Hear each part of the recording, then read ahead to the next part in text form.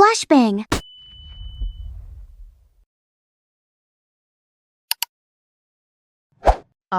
Customer feedback. The magical potion for game developers, right?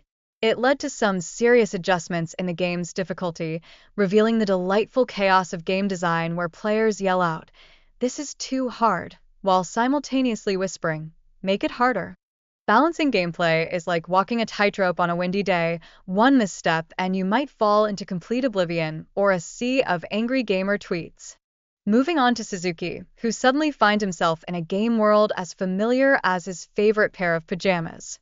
It's like he's been reunited with an old buddy, reminding us all how creators and their caffeine-fueled nightmares often reflect in their work.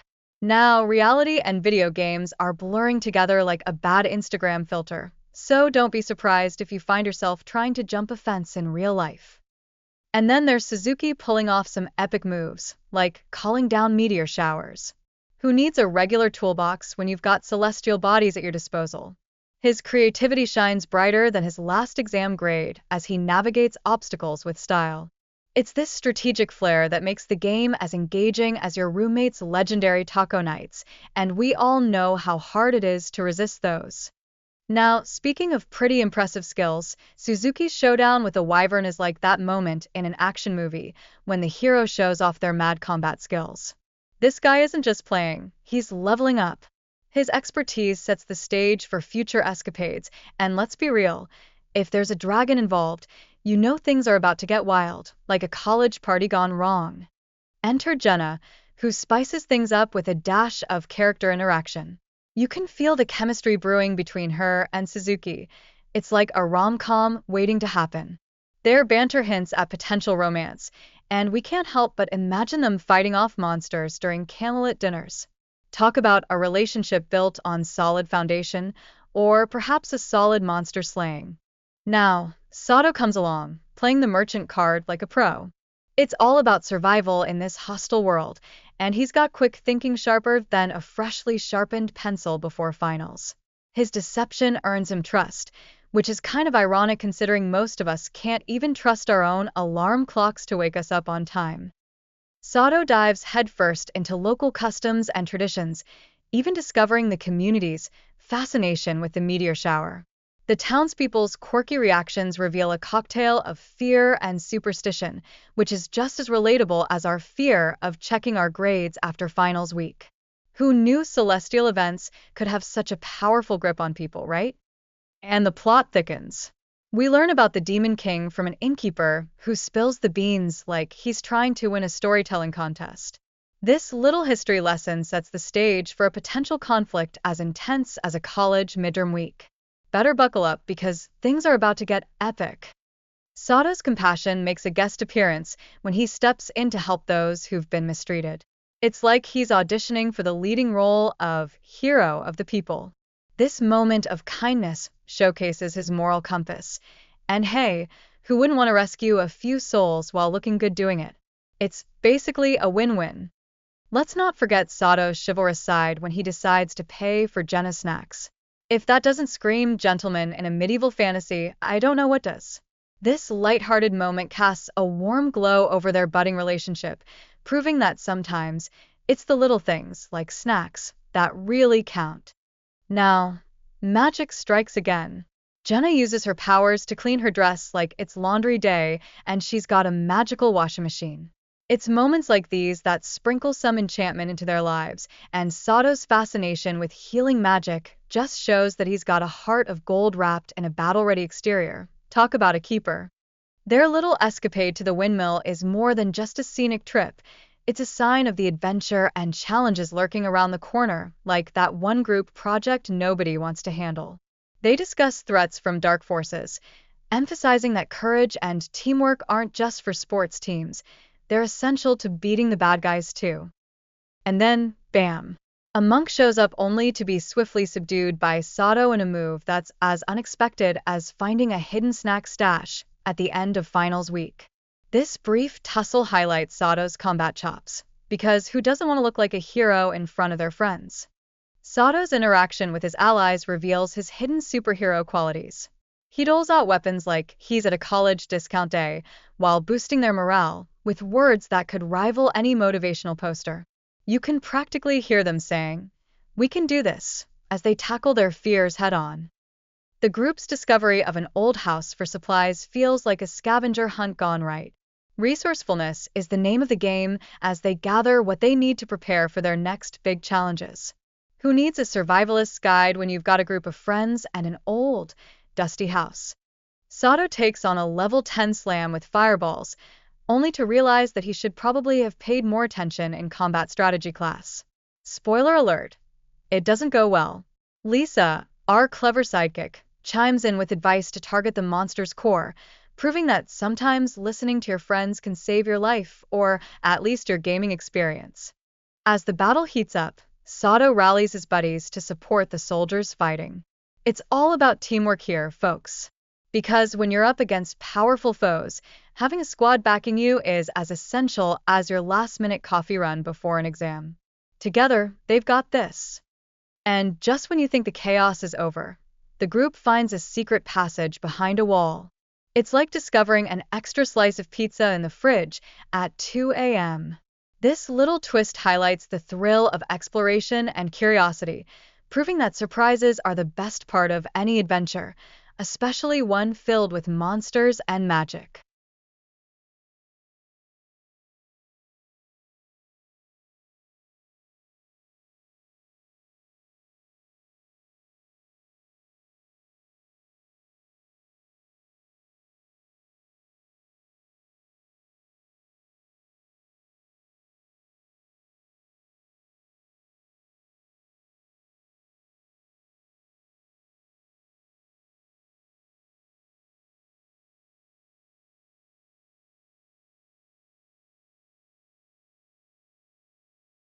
So, picture this.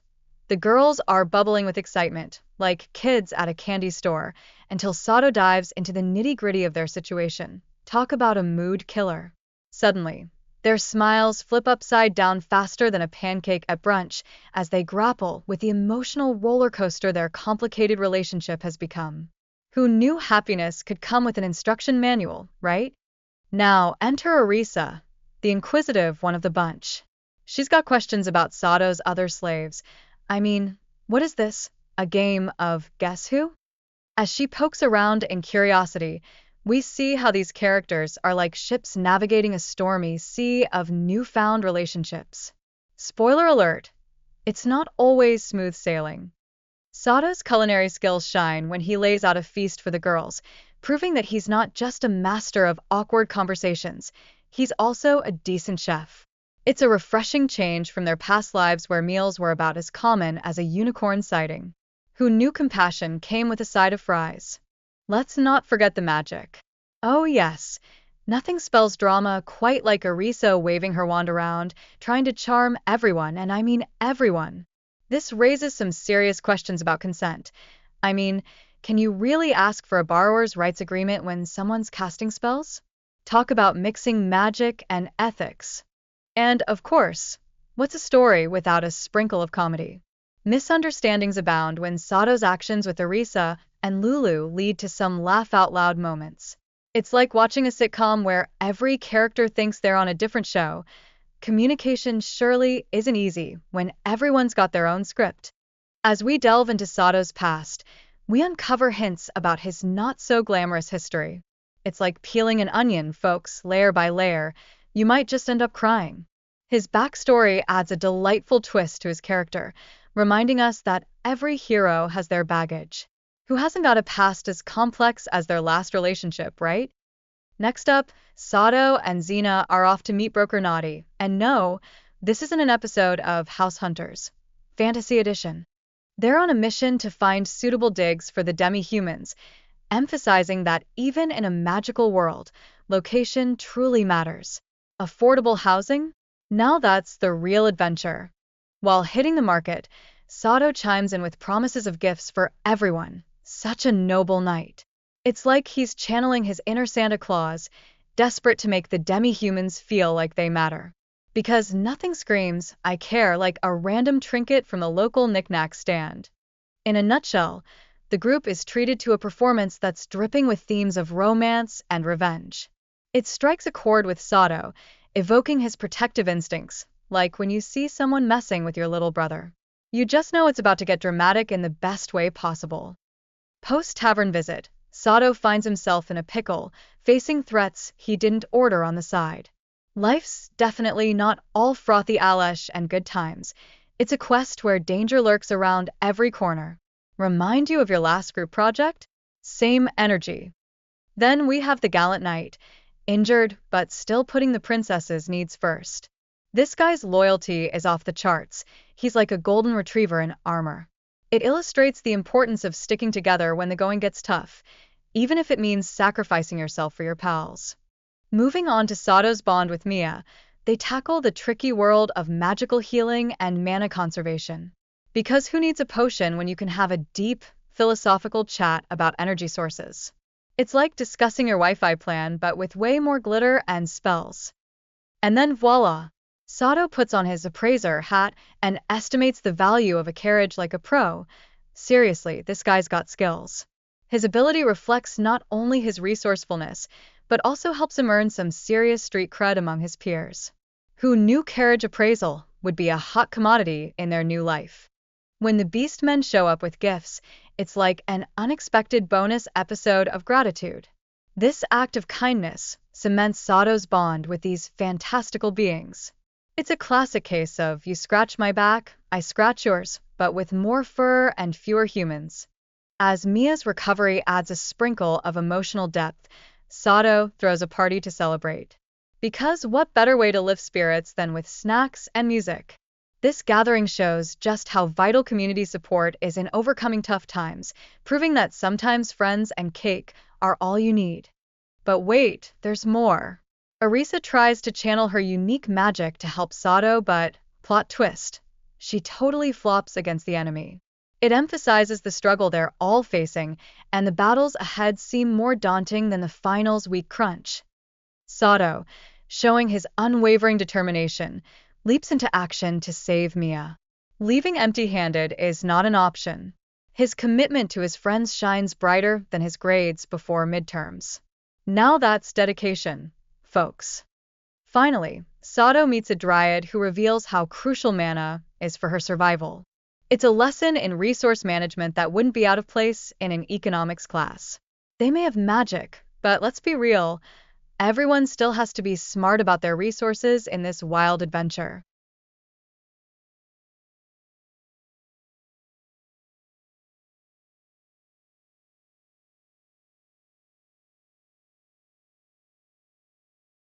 When Satou encounters the level 30 Iron Golem, it's like watching a chess master face off against a toddler with a rubber mallet. His tactical genius shines as he deftly uses the terrain to his advantage, proving once again that nature really is the best ally, unless you're allergic. Then there's Satou chatting it up with the Dry Girl, which is like a classic buddy cop movie but with more magic and fewer donuts. This interaction reveals how interconnected their experiences are and shows that strategic partnerships can turn the tide, or at least help you get through the game's toughest levels. Who knew teamwork was the secret sauce? Now, the motivations of Satou's enemies are a bit of a head-scratcher. These guys are hopping on the self-sacrifice bandwagon faster than a college student on a ramen noodle diet. Their loyalty and purpose in this wizard's game reflect a deeper narrative, and honestly, you have to admire their commitment to the cause, even if that cause involves getting knocked out by Satou. The Dark King. His transformation into an immortal figure isn't just a plot twist, it's a family reunion story like no other. Themes of sacrifice and familial bonds run deep, proving that not all heroes wear capes, some have emotional baggage. Satou's role here showcases his compassionate side, and let's be real, if you can bring a family together, you can probably convince a cat to take a bath. As Satou navigates the self-destructing cradle, his quick thinking and problem-solving skills are on full display. Picture him like a contestant on a game show, and for the grand prize, you must save Mia and others. His determination not only illustrates his leadership but also makes us wonder if he secretly has a cape hidden under that armor. Upon reuniting with his group, the strong bonds of loyalty are palpable, sort of like that clingy friend who just won't take a hint. Sato's thoughtful gestures, like gifting earrings to Jenna, highlight that he's not just a leader, he's also the sweetheart of the group, proving that sometimes, even in a magical land, romance can blossom amid monster battles. Now, Jenna, bless her heart, expresses her inability to join Sato, but mentions she hopes to catch up later. This moment just tugs at your heartstrings. It shows her commitment to family responsibilities while also deepening Sato's emotional connection with her. Basically, the romantic tension is so thick you could cut it with a sword. Next, the group sits down for a mouth-watering lunch, courtesy of Lulu, Liza, and Nana. Nothing says friendship like sharing a meal. Sato's praise for the food is like a chef's kiss, lifting their spirits higher than a high schooler after discovering no exams this week. Sato's knack for playing handyman and improving their sleeping arrangements reveals his nurturing side. Who knew the guy could do everything, including interior decorating? This impressive display of kindness solidifies his role as a supportive leader, making everyone else wonder if he moonlights as a life coach in his spare time. When Sato discovers a travel gate, it's like opening the door to a world of possibilities. He's blending gaming knowledge with the real world, showing us that sometimes those impossible video game mechanics are just a well-timed coffee break away from reality. It's the perfect mix of fantasy and, hey, is that a portal to my next class? Throughout their interactions, the group's dynamics are as lively as a dormitory on pizza night. Their playful banter and lessons learned, like Arisa's spectacular mishap with the Rocket Wolf, highlight not just their camaraderie, but their evolution as characters. It's a thrilling reminder that growth often comes with a side of laughter and a sprinkle of chaos. Sato's foray into magic and technology is a dazzling display of his innovative mindset. Picture him mixing spells with programming concepts. It's like the ultimate crossover episode. This unique approach to problem-solving shows that he's not just a hero, he's a mad scientist in the making, minus the wild hair and lab coat for now. Meanwhile, Sato earns Princess Mia's trust through his acts of kindness and generosity. This deepening bond among the group members is crucial for their future adventures. It's like that warm, fuzzy feeling you get when you share popcorn at the movies. Trust and friendship are everything in this chaotic journey. During a stop at a town, Sato's antics lead to a whirlwind of humorous misunderstandings and jealousy, because what's an adventure without a little drama? This adds a light-hearted flair to their exploration, reminding us that while they might be facing danger, they're also navigating the tricky waters of relationships. Cue the eye rolls and smirks. Sato's newfound interest in alchemy for crafting potions illustrates his growth and commitment to helping his friends. It's like going from I just play video games to I'm basically a wizard now. This skill could very well save them from future calamities, or at least